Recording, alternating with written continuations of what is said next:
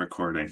All right, so our plan for today is to explore the first six chapters, I believe, of Maros, and look at calling and context and your agreements and disagreements with understandings of calling. And so I read through all your different discussion pieces, but you don't get to read each other's because of how it's submitted. So this is some of that opportunity to interact with each other about your thoughts, enjoyments about calling, and what the implications are for counseling. So some of your thoughts that stood out in the chapters to this point.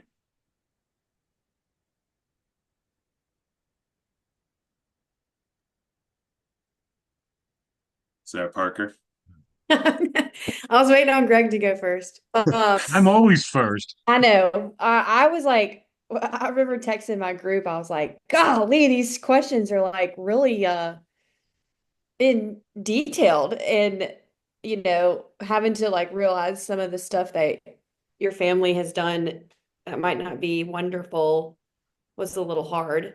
But I don't know, I've never really thought about calling until this all this reading because I just kind of feel like it's like, well, I'm meant to do this, I guess. So I'm just going to keep walking through the door, which is why, I mean, that might not be a good way to look at it, but if the Lord keeps opening doors, you just keep walking. I guess that's his call in my life because I am reformed. So I do think that, but I don't know. I'm all over the place this morning. Somebody else talk. So Ortberg once said, I was at a AACC conference, and Ortberg spoke, and he said, frequently we want to experience God's peace before we go through an open door. And so we pray and say, God, please provide peace to help me know whether I should go through this door or not. And most of the time, he doesn't provide peace before the door. He provides peace and faith in stepping through the door. And Yeah. so we want him to do the decision for us when he's saying, trust me to, there's going to be consequences regardless of the choices that we make. And so Mhm. trust me in the result. Yeah, I mean, I definitely, it's just kind of a weird uh concept to kind of look back at your life and see like everything has led up to this point. I definitely feel like I am where I'm supposed to be. It's really hard and it's fleshed out a lot of really weird things that I didn't really know I needed to work on. But like I got to have not really a counseling session, but my best friends are they're married and they're going through something. And I was just able to sit there and say, so what I'm hearing you say to your wife is this, but what she's hearing you say is this. And it was just kind of a nice be like, okay, yeah, I'm doing something right. I'm doing something right. Because I feel like there's a lot wrong with me right now. It's good. You know, I never had any definitive plans about a career and certainly not a calling. Growing up, I had really zero connection to God in any meaningful sense. And when I graduated college, I was thinking of going to law school. I even got accepted to NYU Law School and gave them some money. And then I said, too many damn lawyers already. I just don't want to do it. I didn't have enough money to complete the program, so I didn't. And my father-in-law tried convincing me to go to medical school. He thought I had the right disposition to be a physician, as he was. And I just kind of went from one place to the next based on whatever my natural skills were and what I thought looked good without any real definitive plan. And then, I wind up in my mid 60s and, I was vice president of business development at some company. And I'm thinking, what happens after this? So it wasn't until then that I actually started listening to hear, what God had in store for me. And then I realized that a lot of the things I had done, the talents I had developed and experience I got, really, I think in my mind and in the minds of my, compatriots, provided a good foundation for the task I'm going through now, which is to be a counselor. The most important skill of a business development or salesperson isn't there be a slick talker, because that's not me, but it's that they have the ability to listen very well and ask good questions.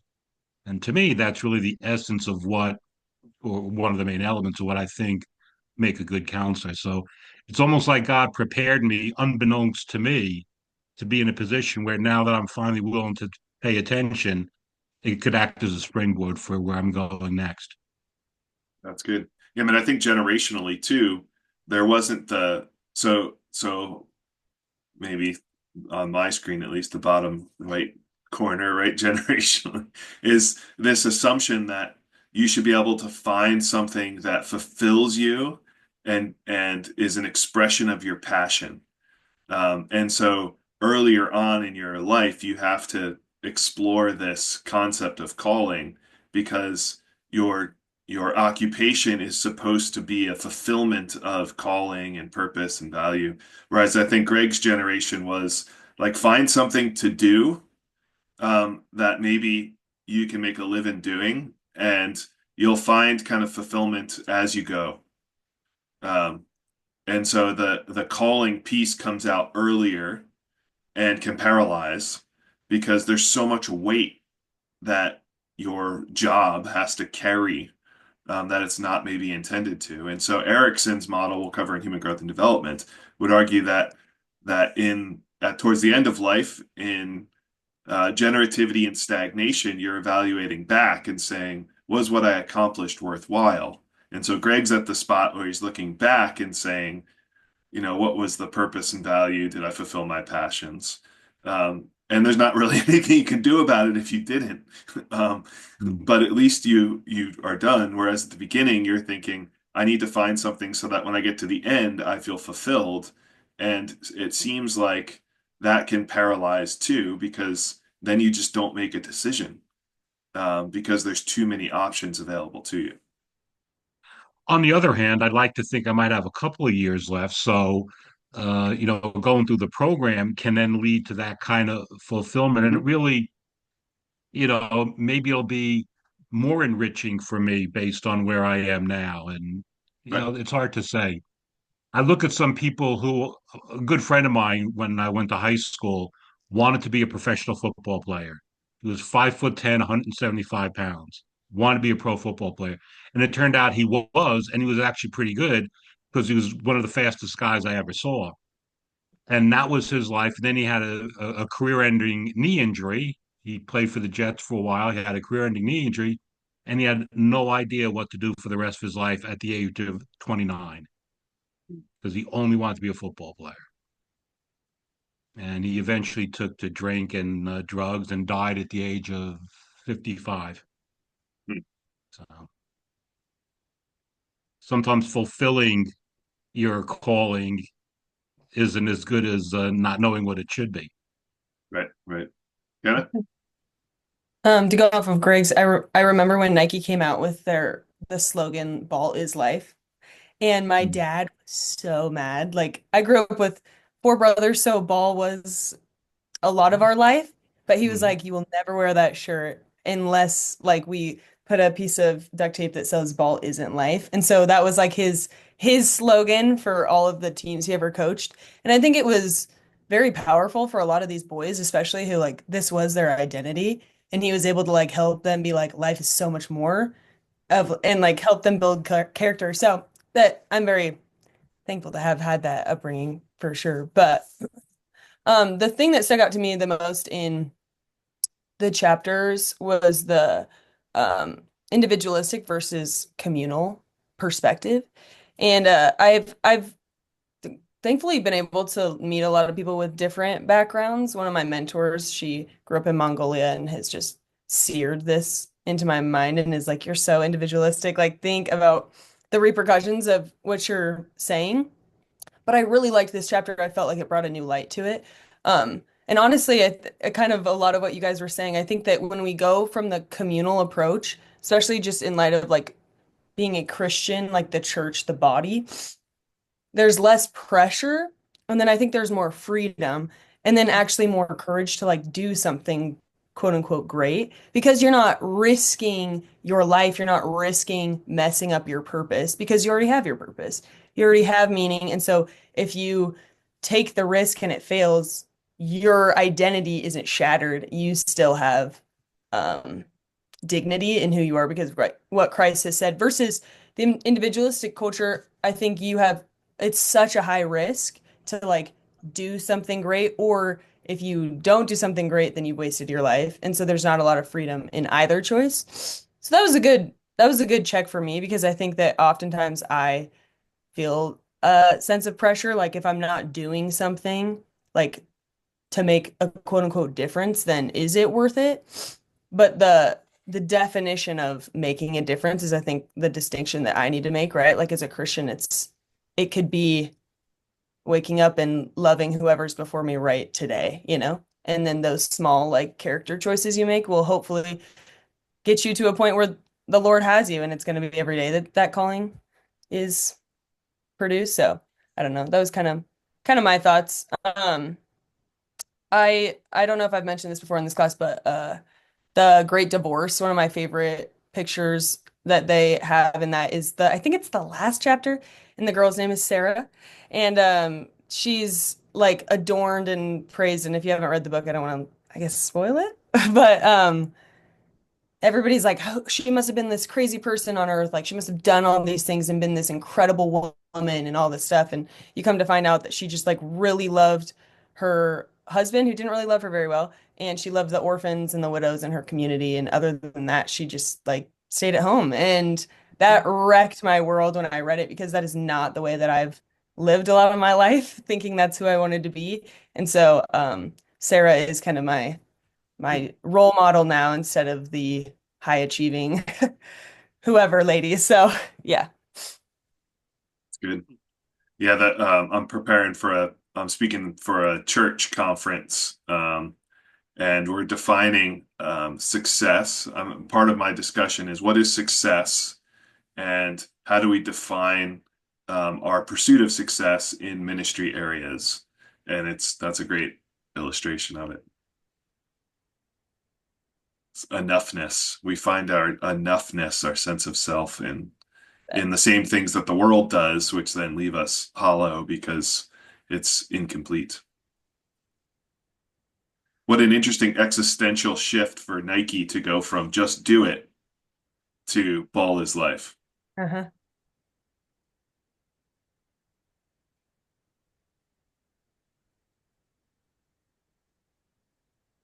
Good. Other thoughts? Has anyone who's read Great Divorce? Divorce. It is one of my favorite Lewis books. I read it in 8th grade. I, I literally just put it on my Goodreads want to read. It's pretty It's quick a read. Yeah, it's a clear demonstration of Lewis's view of that purgatory exists, um, but I like his definition of hell as kind of just allowing you to perpetually isolate in individualism. Yeah. I think the first, maybe it's not the chapter, but his like preface, he kind of explains, he's like, this isn't my view on hell necessarily, but it's like maybe a thought on it. Like, he's Right. like trying to kind of be like, this is what I could see it looking like. And there's a lot of themes that I know are biblical and true. They're good.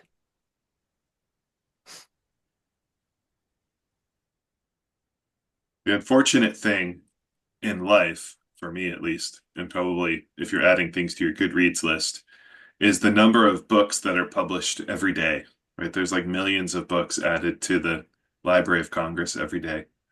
And so you'll never catch up.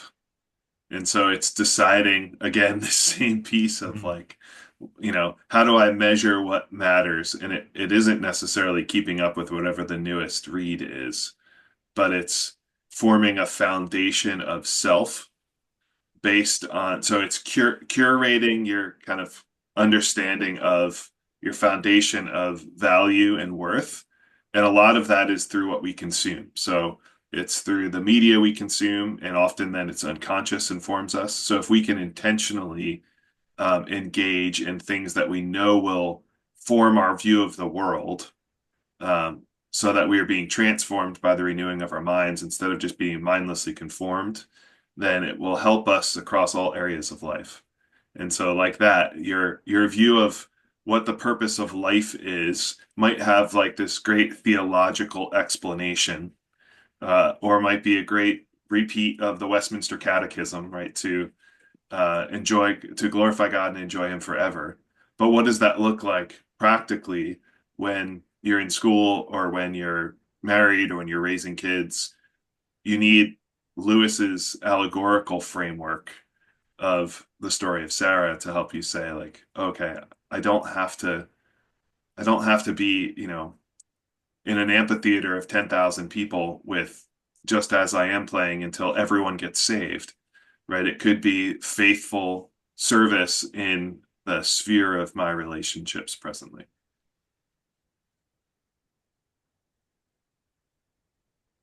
I was reading really quickly. I was reading I told you guys I was going to try to read Crime and Punishment over Christmas. I did not finish it. I did get a good chunk of the way in, but last night when I was reading it, one of the characters is like kind of having a fit of sorts, and he's talking about how everybody just how the only thing that sets humans apart is their ability to like lie. They just like have to lie, but in lying and fibbing, it leads to them telling the truth. It's really cool. But then he starts talking about how everybody's obsessed with talking about other people's thoughts. This is the quote that I love so much. It says, "We just love making do with other people's thoughts. We can't get enough of them." And he talks about how like all people do is just talk about what other people have said. And I was like, that's true. Like we really just do that. And it's kind of a sweet, beautiful thing. And I think that there's no irony that the Lord like gave us his words in the form of like story and narrative and scripture. And so, yeah, it just kind of made me giggle though. Good.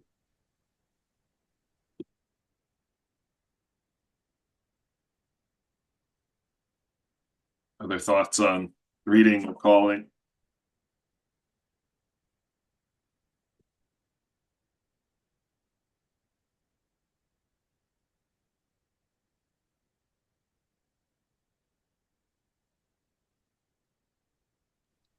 I was gonna say I thought that chapter 3 was really interesting, the journey of calling, where it kind of talks about calling as like a lifelong journey and what that kind of looks like.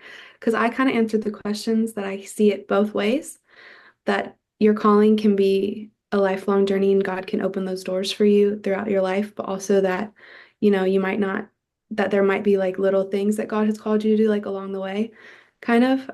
So I thought I liked reading that chapter because it kind of brought a new perspective to what I originally thought about calling. So that was probably my favorite one that we read.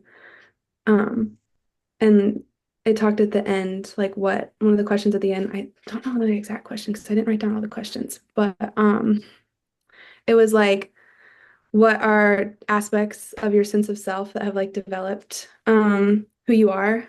And I liked thinking through that question because I was like, there's so many aspects of self that were encompassed by and what, how we've grown up and who we've been surrounded by. So thinking through like what are if I had to pick just two aspects of myself that I would say that um have developed me, like what would I say?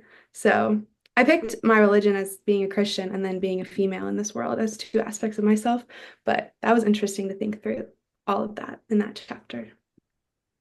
So. I agree, Lacey. I think one of the things that, I was originally thinking is I was going to have a burning bush moment in my life where everything would be abundantly clear, even to a dullard like myself. This is the way, just follow the burning bush, what it says. And I recognize so far that hasn't happened, but and instead, my life experiences that have brought me to where I am. And, if I could have counseled myself, 50 plus years ago, 60 years ago, don't wait for the burning bush, it may not happen. There's only a handful of us that have that kind of experience, I think. But I probably wouldn't have listened because burning bush didn't mean anything to me anyway. That's one of the challenges in not growing up in any kind of spiritual environment, I think. When we talk about the next set of questions on chapters 4 through 6, um, I'm definitely to some great degree a product of my home environment, only because a certain foundation wasn't established. Yep.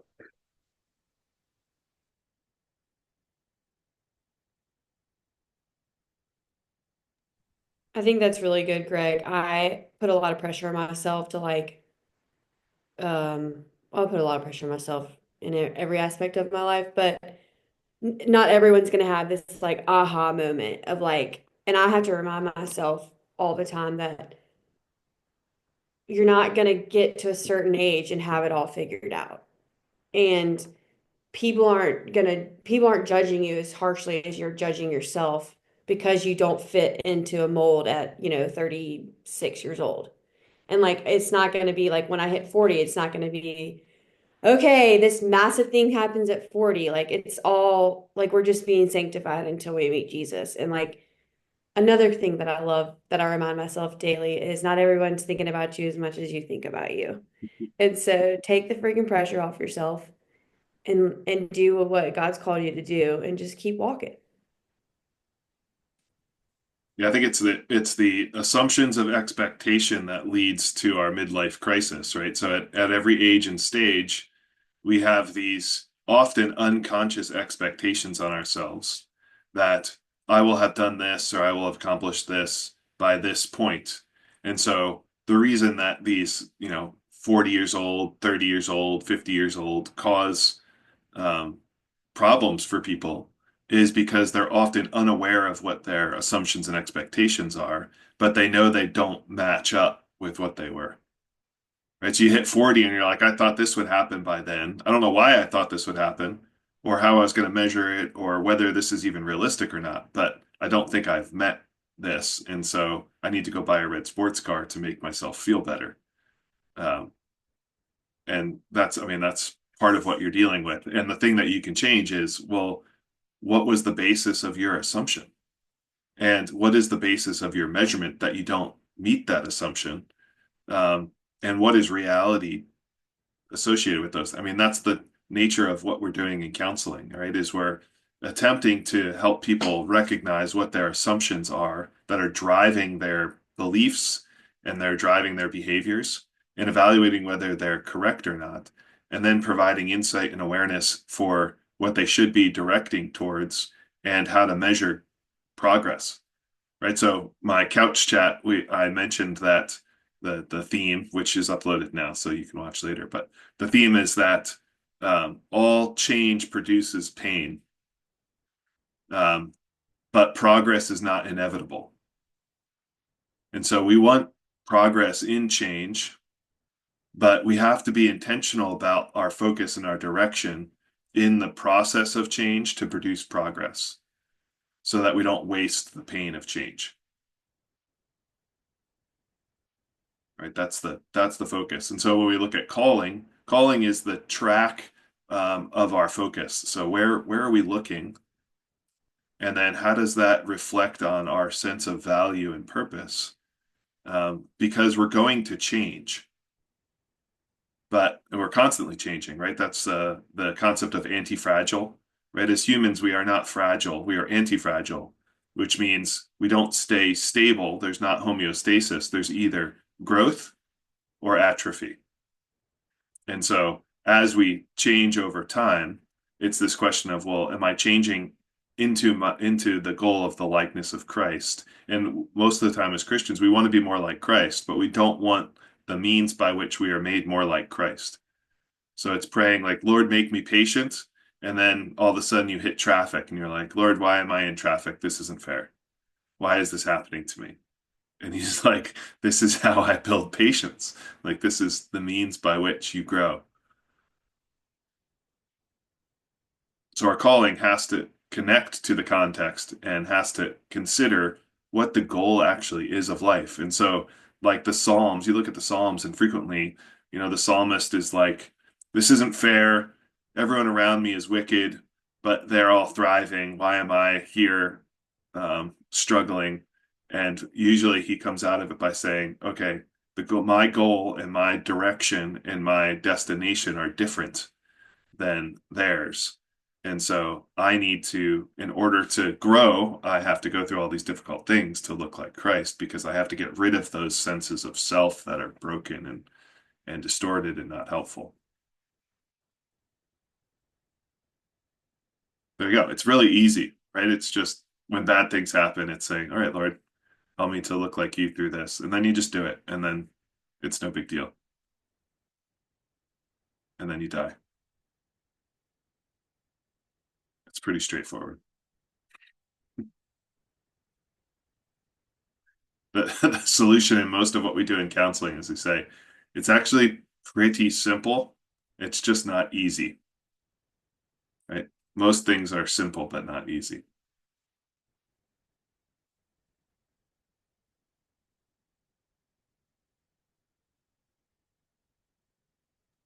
I was I have trying a to pull up my question. notes. Yeah, go ahead. What would you say, because I was thinking about this, I would say that my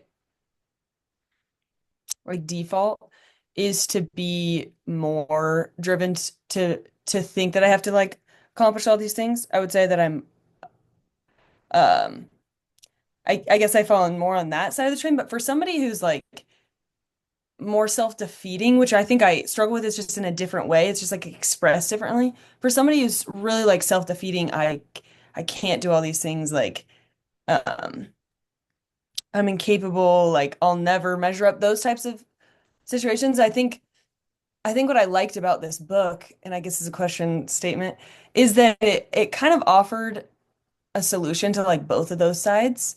I felt like it was written more towards somebody who was like trying to like create this amazing life.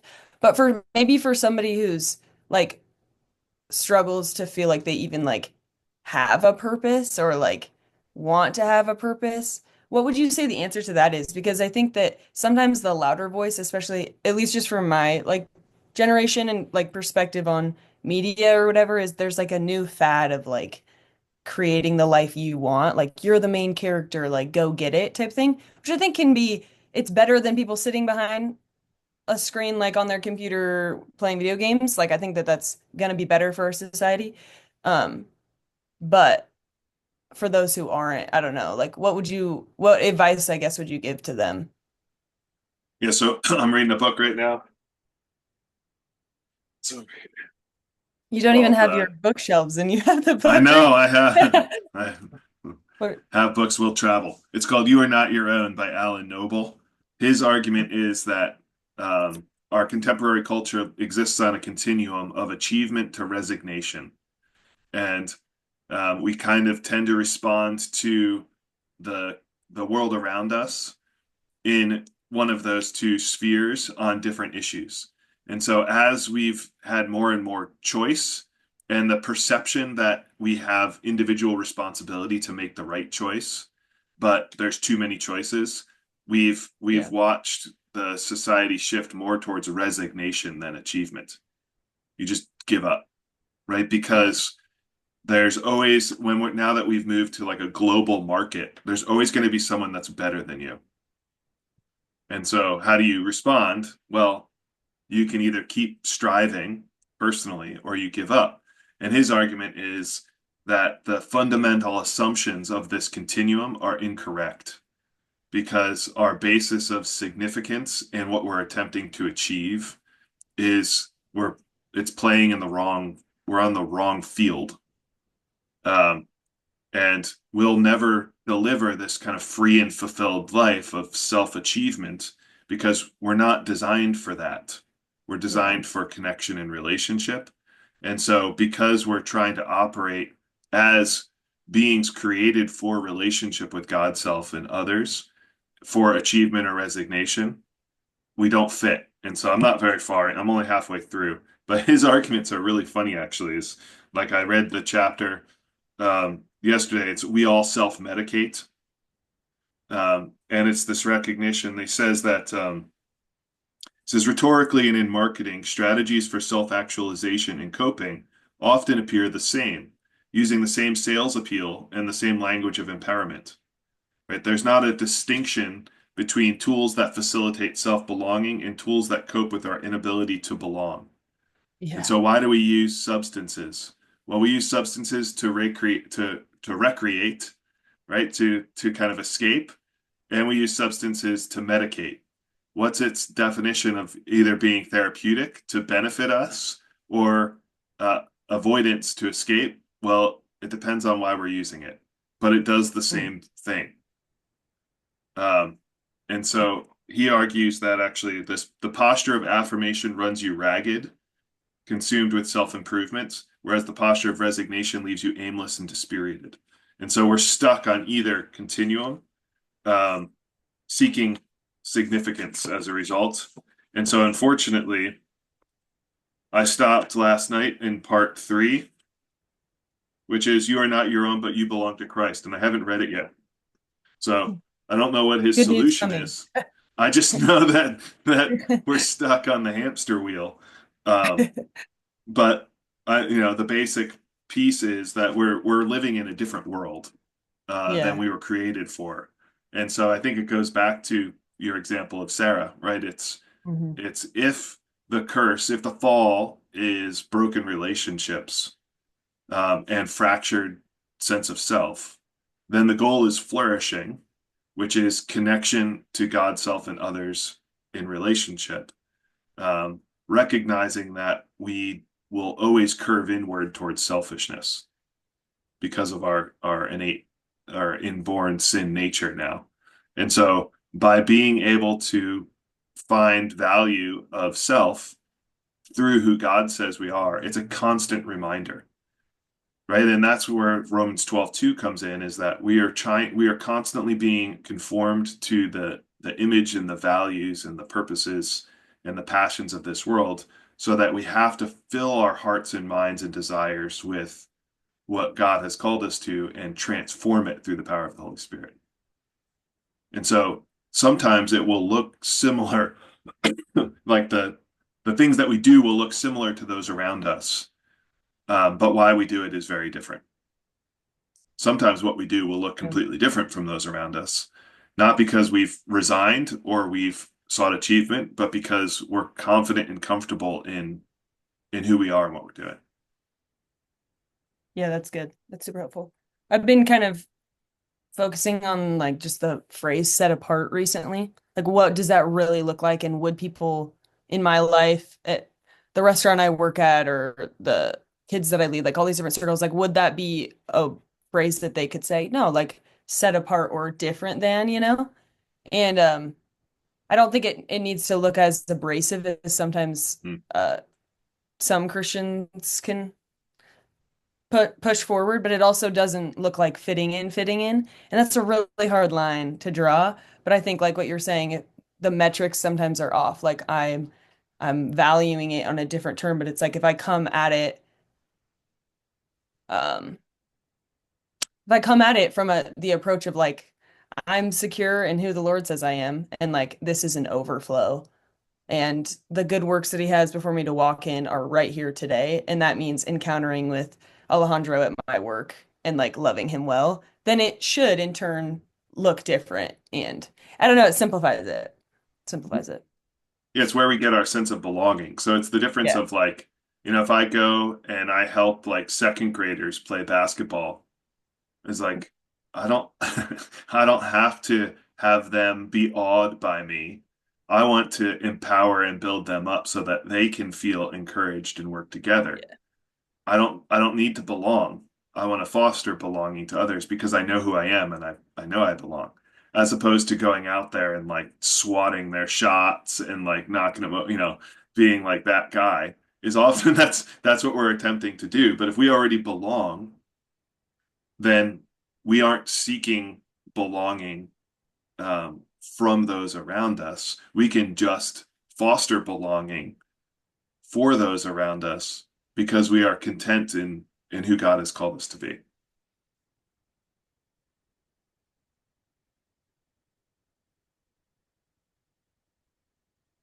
So we have this like inner acceptance, inner peace to be able to just share that with others of, find my brother, middle brother does this really well and he's kind of always done it because he always felt on the outside. I think in like fourth, fifth grade, we moved churches and we went to a church that had all of these cliques.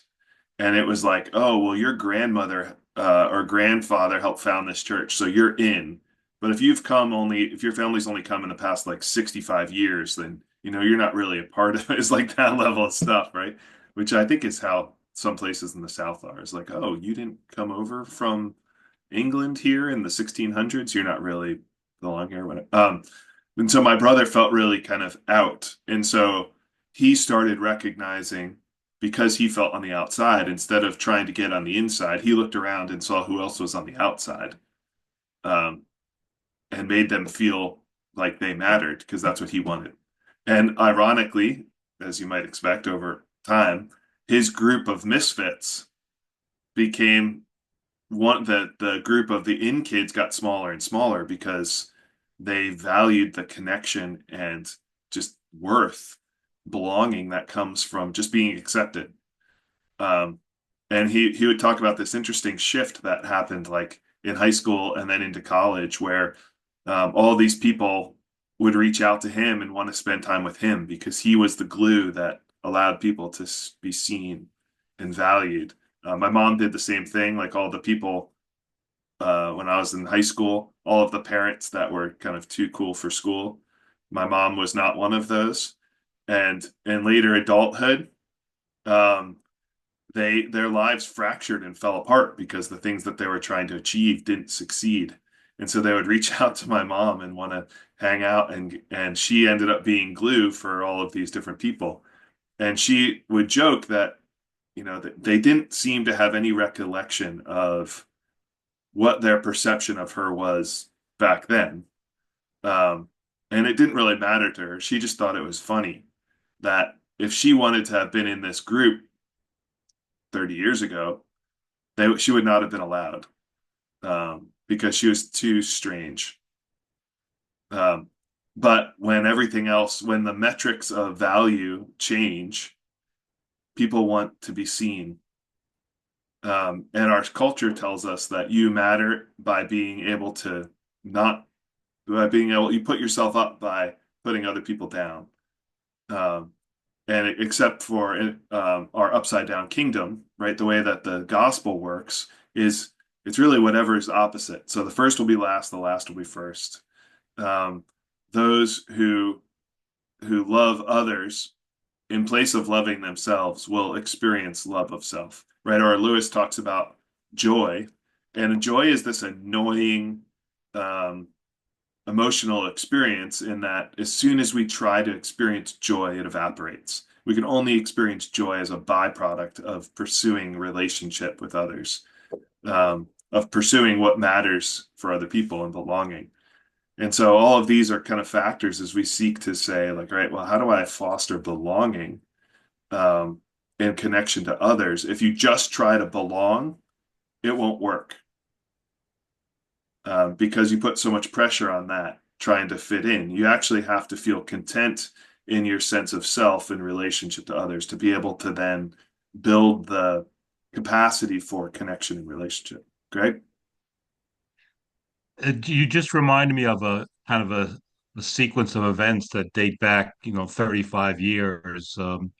My eldest son was in the Cub Scouts, and my wife was the den leader for a half dozen neighborhood boys. They all went to the same Catholic elementary school together. And I really wasn't involved at all until the current Cub master, his children aged out of the program, so he was going to resign and they needed a new Cub master. And my wife volunteered my services at one of the meetings. Of course, I didn't attend. So the next thing you know, I'm the Cub master for like 70 kids. And we had a little skit that we were going to play at the next meeting where I was going to step on as the leader, where I came out dressed as Frankenstein because around Halloween, and I just kind of goofing with the kids. And my wife had asked one of the other fathers, would you be willing to step up and be the Cub master? And he looked at her and he goes, what are you crazy? I couldn't do anything dopey like that. And she goes, well, your son's in the program. You don't consider being in the program and supporting it of consequence? I'm too important. I got too much going on. I couldn't do that. So fair enough. I did it. A couple of years was fine. He eventually took off with his secretary and left his wife and family and was really ostracized, as you might imagine, for decades. And I ran into him like 20 years later. And he goes, I can't believe, how I missed my kid's life all because I wasn't willing to do, something as simple as, being a Cub master. I had all these opportunities in life to integrate with my kids and the rest of the people, and I was off trying to make money as a lawyer and trying to please my new girlfriend who was half my age. And it's easy to get sidetracked with things and not recognize how you could be a bit of glue to tie a lot of people together with just some simple acts and just a certain thought process. Yeah, the lie that Noble brings up in the book I'm reading is that we are all our own and we belong to ourselves. So the choices that we make are just for us, um, and that we need to self-actualize, right? And the damage of that lie is it collapses in on itself like a black hole, is we actually can't belong individually. And so I mean, it's just so damaging, and we see it so clearly, right? I mean, our culture has these competing concepts where, I mean, our culture would argue when you get to the end of your life, it's not going to matter how much time you spend at the office. It's what family relationships you have around you. And we know that we state that pretty clearly, but we only think it matters when you get to the end of your life. Um, and then even how we define family is by like nuclear family only, which is also problematic. But it's this interesting piece is that we actually have, as a society, we have all of these examples of truth, of the value and necessity of what matters, and that we need to belong. We're fostering this bigger belonging. Loneliness is killing all of us, and yet we're just everything's too immediate. And so we're like losing our muscle of resilience to push into the harder work of building connection and relationship. And so then we have to just satiate our loneliness with the very thing that's making us more lonely. It's like classic drug addiction piece, right? Is I want to feel better, so I take this substance, which makes me feel worse. So I need the substance in order to make me feel better, to not feel worse. And the progression of addiction is the point of addiction is when you don't do it to feel better, you do it not to feel bad. That's when you hit addiction. Can I say something? Kind of going back to where you're talking about being like an individual. And Kenna kind of touched on this earlier in the conversation, how that's such an individualistic worldview, that like everything that you're doing is on you. On the flip side, I've seen my best friend and grew up together, my dad's best friend family, they are Indian. And so they place a lot of pressure and responsibility on family, like the family unit. So one of the girls is my age, she's 23. And so she talks about how there's like pros and cons to both concepts though, because her dad, every day that they left the house for school, he was like, remember, you're a Matthew. Your whatever you do comes back on us, whereas in my family, that's not necessarily the case as much. Like my parents would never, like, obviously we're a family unit, but it's not like our reputation or who people know us as necessarily is tainted by like what I do or my brother does necessarily. But in their family, that's a really big deal. And so for her, she's like, I see the value in that and I see how important that is. But also it's she's like, in elementary school, I was terrified because if I messed up, that means like my whole family was horrible and everything. So there's like, pros and cons to like extremes on both sides, I think, of being like ultimate, like overly like in community with just like your family, kind of like you were saying. She was like, I feel like I can't do anything outside of my parents right now, even though I'm 23 years old. And she grew up in the US, so it's like she has kind of both, which is also, I think, difficult for her to kind of navigate. But anyway, so that made me think of that there's like, there's both sides to every culture, and no culture that you grow up is going to be perfect. So, mhm. Yeah, there was definitely that tension in my family growing up. I grew up in the 50s and 60s in Brooklyn in an Italian family, and the family was everything. And my dad taught me a couple of things, and one of them was you never do anything that will besmirch the family name, because in the context of where they came from, you lived in a small town, your family lived in that town for 500,000 years. You didn't want to be the one that was notorious. So that just was instilled with people. And just because they're in the United States doesn't mean they're going to change that mindset very readily. And it's a challenge. It does put a lot of pressure on you not to be a screw up, if you think the whole family's going down the drain because, I got caught smoking in the boys' room or whatever. I didn't smoke, by the way. Well, I mean, if you pair that though with grace, right? So going back to the book, The Cure, right? If you pair the Mhm. room of requirement, it means that we have to be the ones who maintain our family name for the benefit of community. But if you go back to the room of grace, we're given this family name still, but it's in love. And so it's this acknowledgement of, yeah, you're a total screw up, but look, you've been given this new name, and your identity is now not total screw up, but child of God. And it is still like Wilder says in the other half of church, this group identity is still actually what's necessary to help us kind of grow. But it's this group identity of gracious belonging and acceptance, and not of, don't ruin what our good name is. Don't let anyone find out what the truth actually is about you, because you're going to ruin it, right? It's all about the family, right? That kind of thing. That was Greg's family growing up. Almost. I grew up one town over from where The Sopranos was filmed. And so as a Mm. kid, I'd go to this park and we'd ride our bikes around this park in Verona. And I was like 5, 6 years old, and they would have this bocce court, like all of these old Italian guys in their like Mm. vellum suits with big gold chains would be there playing bocce. And my brother and I were just talking about this over Christmas. We're like, we know that people were whacked. The discussion was occurring during those games. But as like little kids, they were so nice to us. There'd be these old guys, Yeah. they'll smoking these giant stogies, and they'd give us stuff. They'd give us candy. They always had Werther's originals in their pockets, right? They would give us candy when we would run by on our bikes. But they were like throwing people in the pond and killing them when we weren't there. John Gotti was arrested when I was a kid, like right down the street. It's the good old days. My grandfather had a position on the docks. He was a stevedore during the Depression. And the only way you could get a job in Brooklyn on the docks was knowing the right people.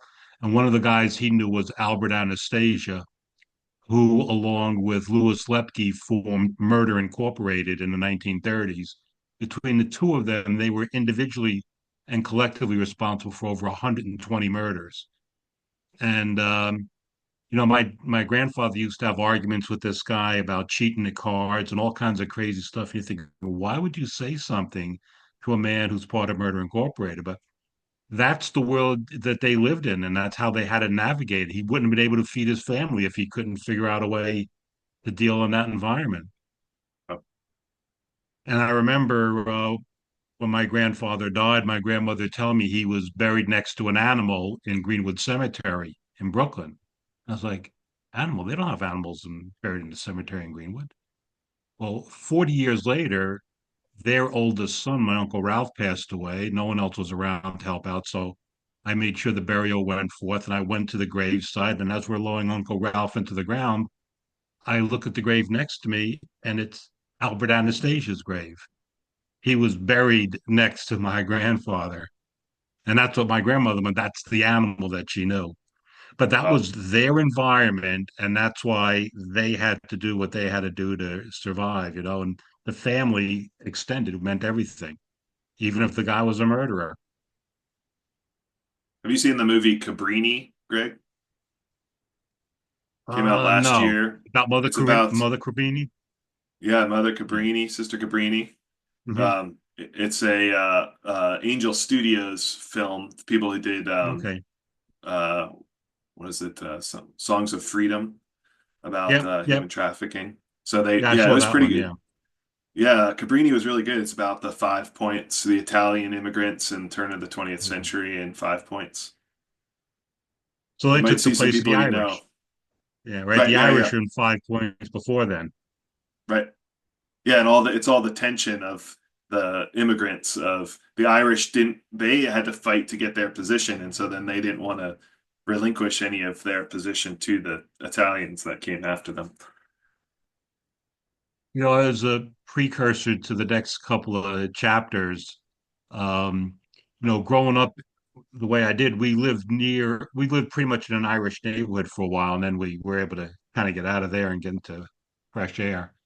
Um, if you married outside of the Italian family, it was, sacrilegious pretty much. Interestingly enough, if you were an Italian man, you could marry an Irish girl because they were both Catholic, and that was cool. But if you were an Italian girl, you couldn't marry an Irish guy because they were all drunks. So you had a real interesting dynamic going on. My Italian uncle married a Jewish woman, and my grandmother wasn't too thrilled about it, but wasn't horrible about it. Her parents sat Shiva for her. They considered her dead when she married an Italian Catholic, and they never spoke to her again after that. Wow. So you Yeah, talk and about sometimes they family, even right? do it. They do a tombstone. Yeah. Yeah, she was dead. Hmm. Greg, what would you say, like, how has the transition been for you? Like, do you treat your family the same way? Did you care about who your son's married? What is it like now for you? So when I was in college, I met my wife about 2 months before we graduated. I almost escaped the clutches. She got her MRS degree. I guess it worked out okay. But when I talked to my mom about meeting this girl, and I gave her name, her name is Siobhan. Um, my mother hesitated for a second, and she goes, "Now this is like 45 years ago. She isn't black, is she?" And I go, "As the ace of spades." And my mom just hung for a second. She goes, "That's okay." So I didn't really have an immediate family, with that kind of crazy understanding. They were a little bit more flexible. And I understand now why my mom was that way. Turns out I was adopted. There was a little bit of craziness in my early life. But I never had that sense for my kids. I'm completely different than my other four brothers. My other four brothers sound like the movie Goodfellas. I mean, I guess I have a little bit of a New York accent. You figure I'm not from South Carolina, perhaps, but my other brothers sound like Joe Pesci and Robert De Niro speaking to each other. So I never kind of fit the mold that the rest of the family did. They all like the Yankees, for example, which was ridiculous. I was a Mets fan, so I was always on the outside of what was considered normal living for people. The only thing I don't know that if it was saved just, me marrying my wife was that I was a Mets fan growing up too, because her family's from Boston and her grandfather was like, it's like, oh, you're from New Jersey? He's like, you don't like the Yankees, do you? I was like, no, actually, I like the Mets. He's like, okay, that's okay. even after Buckner. Even after, yeah, I mean, the whole thing is sports are ridiculous. Mm, It's an identity, right? We need identity. yeah. We need to feel like we belong, and so we create contexts of belonging. And sports are the primary context of belonging in the United States. In England, That's it's true. soccer, right? It's the Mm, football clubs. footy, But yeah. it's actually the complication of that is interesting because it's still community, right? So it's where you're from determines who you root for, which used to be the case in the Mhm. United States, but it's not really much the case anymore because the teams move around too much. I was in Bath, England a couple, 3 years ago, and I was in London that night. I drove 2 hours to Bath to watch a rugby match, Bath against Wasps. And as I get into the town of Bath, it's a 2,000-year-old town. I mean, they had the Roman baths there and all these beautiful buildings dating back to the 1100s. And getting ready for the match, you saw people just walking through all the streets of town, all wearing their hooped jerseys for the Bath Club, men, women, children. It was such a community thing. It was wild to see. And then they got to the grounds and they had a couple like a beer garden and different out locations where you could buy food and drink, and it was really developing a sense of community. They had bands. It was unbelievable. I'd never experienced anything like that. Even if you think about tailgating at a college football game, because it was so personal and so familial. You know, you don't see little kids at these tailgating things because they get dunked in the keg. Yeah, that's good. All right. Well, we only have a couple meetings left. Let's see. So week 8, that must be it's for the first week of March. So right before spring break, we'll have another Zoom, and it'll be back on Wednesdays. I appreciate your adjustment to my travel schedule. I have no idea what my week is like. My role this week is just to shadow the president of Southeastern University. They're kind of just I'm showing up tomorrow morning in his office, and I'm doing whatever he does for the next 3 days. So I didn't I didn't want to be like, actually, I need to do a Zoom call between 11 and 12 on Wednesday. And so we'll see. We'll see what I don't know what my week's gonna look like. But if you need anything this week, just reach out, send me an email or text. And if you're in psychopathology, don't hassle Nicole too bad tomorrow. She's covering anxiety disorders. And then human growth, Ryan is going to play the video for you to engage discussions. So, Oh, she'll be real anxious when she gets out of our class. yeah, the complication is always I have like images that are tied to stories that may or may not actually be in the background notes. So we had to walk through and she'd be like, all right, what's the deal with this like picture of a roller coaster, right? And it's like, oh, that's the time I almost died. So you got to cover that stuff. So yeah, so we'll see. We'll see how it goes. All right, it's good to see everybody. Enjoy the rest of your week. I'll see you next week when I get back, and I'll see you in a couple weeks, Kenna. Thank you. Yep. Thank care. you.